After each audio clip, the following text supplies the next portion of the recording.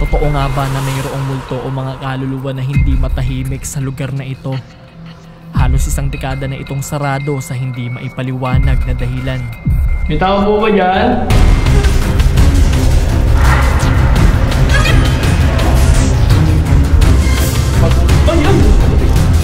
Ay!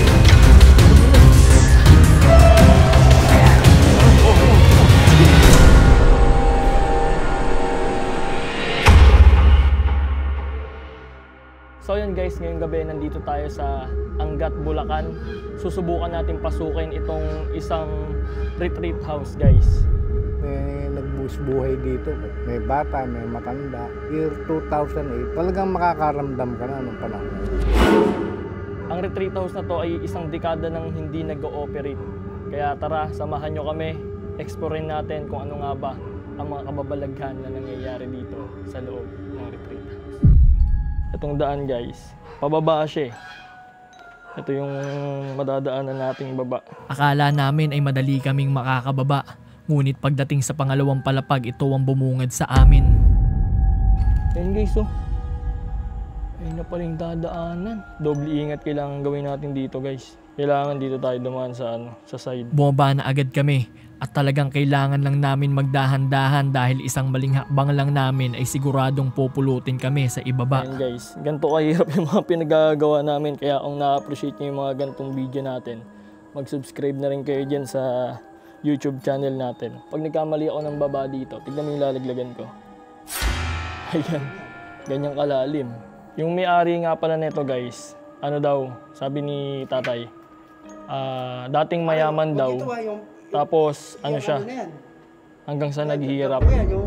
Pinakababa na kami. Grabe yung dinaanan namin doon. Talagang buwis buhay yun. At pagpasok natin dito sa kwarto na to, ito yung mga makikita natin. May mga basura na ditong nagkaalat guys. Ayun oh, grabe. Pinapasok na rin ng ng halaman. Ha?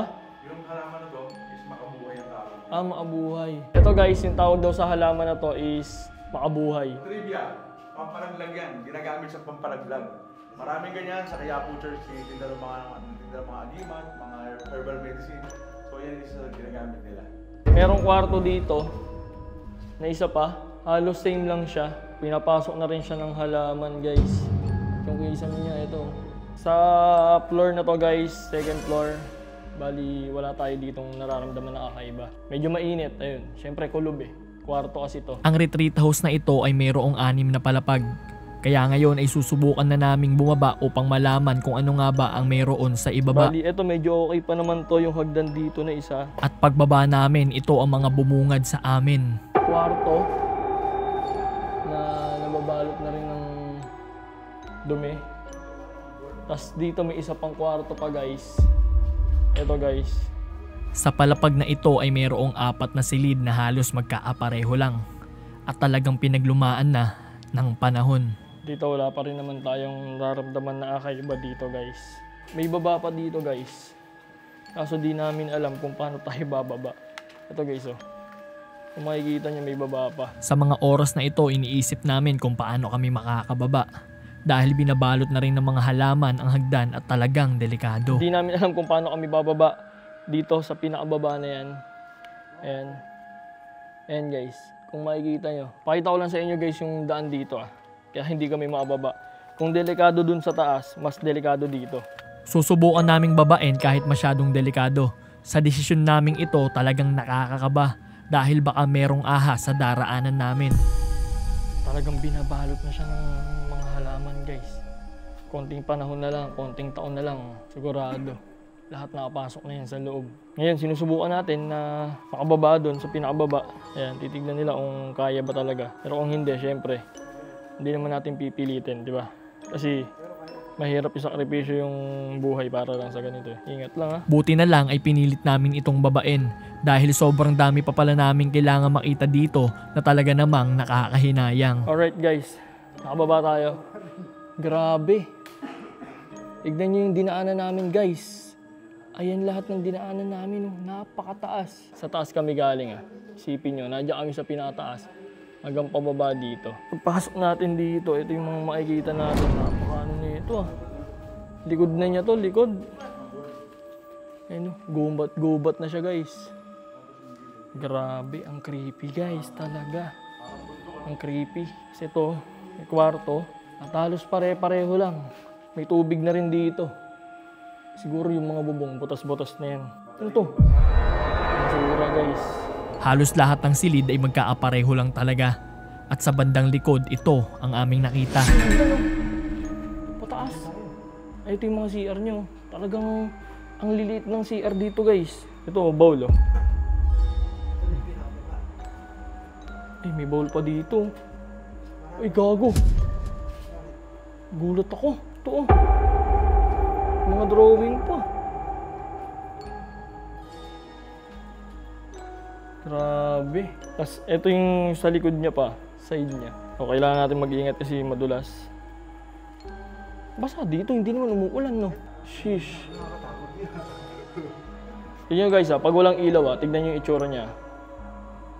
Baba mo kuya. Ayan guys, ganyan siya. Nakakatakot. Anay oh.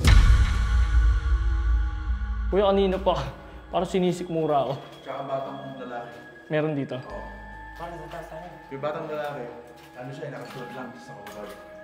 Takbo na siya ng takbo sa mga ganito.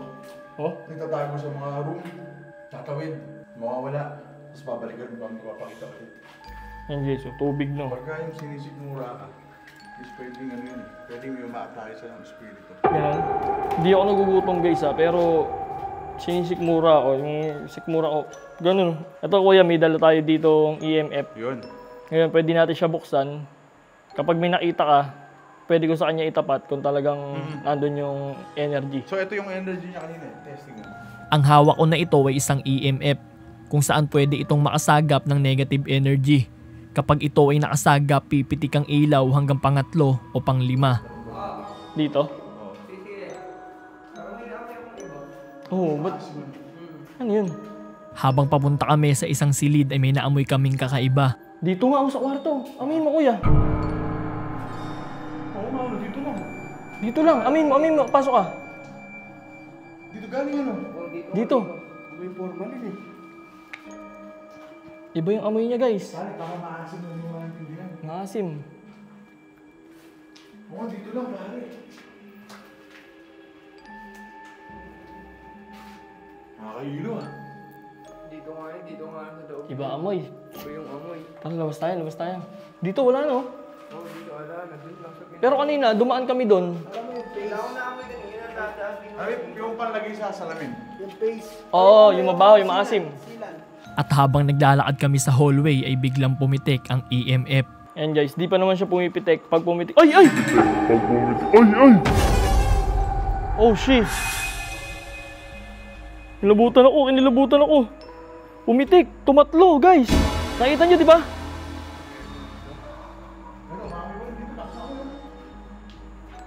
Tumatlo guys, Andito naman. Ina. Guys, kung nakikita nyo, oo nga. Naamoy na naman namin ng kakaibang amoy sa kabilang silid at biglang pumitik ang EMF. Ayan o! Pumipitik! Baka sa kabila. Walang kahit anong nandito ah. Wala guys, malayo yung mga ano namin ha. Ito, hawak ko yan ha. Kuryente, walang kuryente. Walang kuryente. Oh, kahit idikit ko sa cellphone yan, wala oh. Wala guys. Oh, hindi yan nakakasagap ng energy. Pumapalo siya. Pumapalo. Tas, oo, pag tumatlo yan, ibig sabihin nandito siya. Ay, kasi parang mayroong espiritong patalon-talon dito kanina pa. Oh, nakikita daw kasi kanina dito ni Kuya Bas, may umiikot-ikot na babae tsaka lalaki. Na bata. Yung bata yung malikot eh. Yung bata yung pag ganun-ganun, patalon-talon. Oo. Kaya guys, nakita nyo naman, di ba? I-replay ko yan. Binaliwala na namin ang mga ito at pag-akyat namin sa itaas, ito ang bumungad sa amin.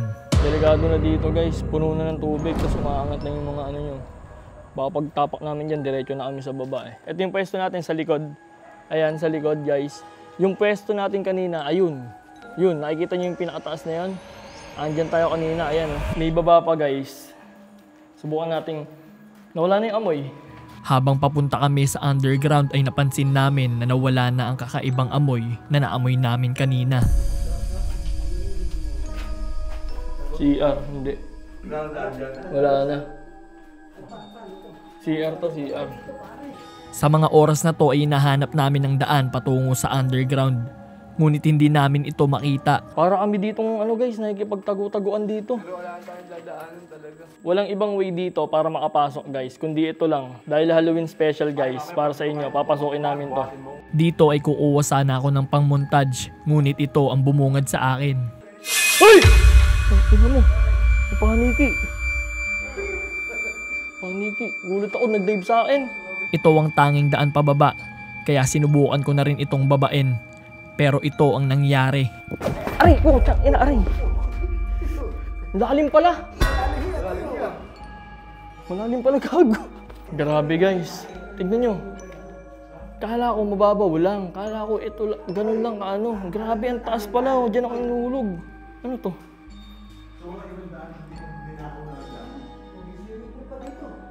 Siguro may ano dito. Ay! Sheesh! Ano yun? Narinig nyo? Binaliwala na lang namin ang tunog na yon dahil baka may nahulog lang na sanga. Grabe yung mga nararanasan namin dito, kakaiba. Dito ay namanghalang kami dahil may kakaiba kaming natuklasan. May bukal dito guys, oh. May nakita kaming bukal, talagang napakalinis ng tubig. Ngunit habang tinitignan namin ito ay may narinig kaming kaluskos. May tao po ba dyan?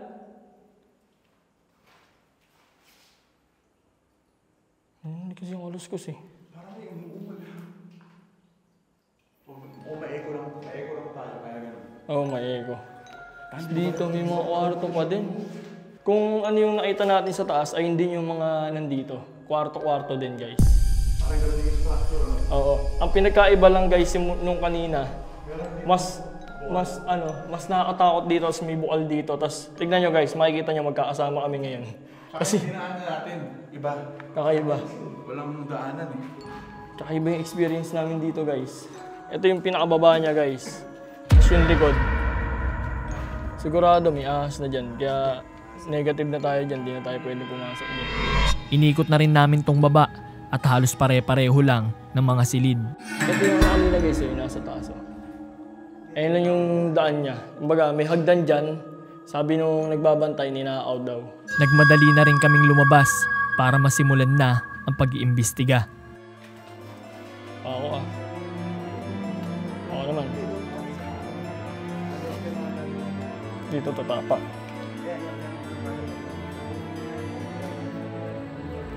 Grabe guys, pinagdaanan namin dito. Sobrang adventure nito. Kung na-appreciate niyo yung ginagawa namin, please do subscribe at follow sa Facebook page natin. Grabe. Sa exploration natin, bali nakakahinayang yung lugar, napakalaki ng lugar na to. Napakaraming kwarto, napakaraming tao ang pwede pang makinabang dito. Kung tutuusin. Sa totoo lang, maraming tao pa ang pwede makinabang dito kung ipapaayos to. Sobrang naluma na siya eh. Ninakaw na yung ibang parte ng bahay, yung mga gate, yung mga hagdan. Sa taas hindi naman kami masyadong naaramdam, pero dito, yung sinasabi namin, yung nakaamoy kami. Tapos dito na kami sa mas ng babae tsaka lalaki. Dito yung kakaiba. Dito kami nakasagap ng negative energy. Kaya dito susubukan natin mag-investigate at susubukan natin mag-pendulum. Tignan natin guys kung ano yung magiging response sa atin ng mga naramdaman namin dito at ng mga nakita ni Bass Ventures.